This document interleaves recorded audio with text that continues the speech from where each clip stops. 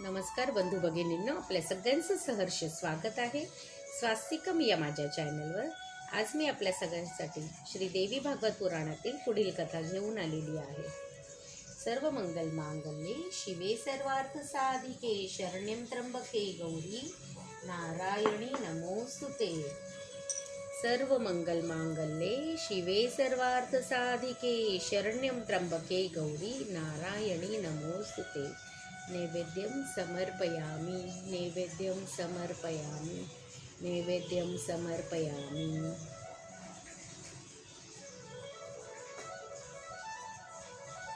चला तर मग आजच्या कथे सुरू करूया।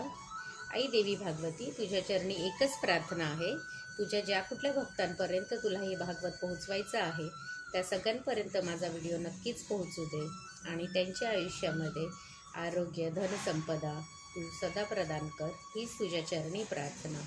ओम नमश्च चंडिकाय ओम नमश्च चंडिकाय ओम नमश्च चंडिकाय। सावित्री उपाख्यान।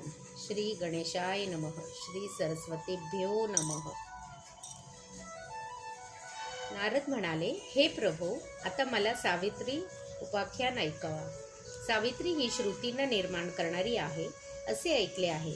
तिची उत्पत्ती कशी झाली? तिची पूजा प्रथम कोणी केली? श्री नारायण म्हणाले, प्रथम या वेदजनांना पूजन ब्रह्मदेवाने आणि नंतर अन्य देवांनी केले, नंतर विद्वजनांनी आणि नंतर भारतवर्षातील राजा अश्वपतीने तिचे पूजन केले। आता सर्वजण तिला पूजितात। नारद म्हणाले, हे राजा अश्वपती कोण होते? त्यांचे काय अभिलाषा होती?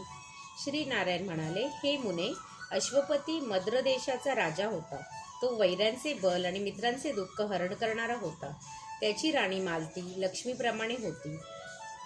ती संतानहीन असल्यामुळे तिने वसिष्ठांच्या आदेशानुसार भगवती सावित्रीची भक्तिपूर्वक उपासना केली, पण राणीला देवीने दर्शन दिले नाही। त्यामुळे ती खूप निराश आणि दुःखी झाली। तिला दुःखी पाहून राजा स्वतः पुष्कर क्षेत्री जाऊन भक्तिपूर्वक भगवती सावित्रीचे तप करू लागला।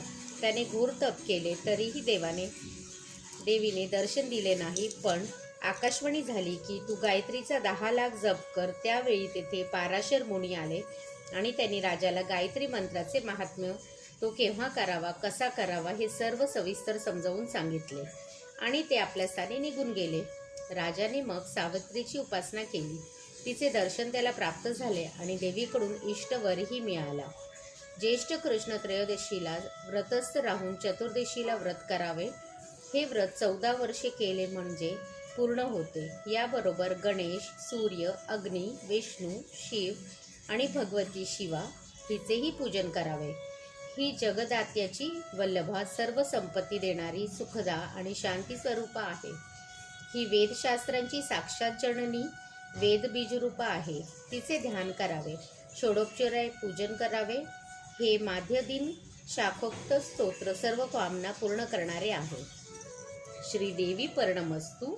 शुभं भवतु शुभं भवतु शुभं भवतु। ओम नमश्च चंडिकाय ओम नमश्च चंडिकाय।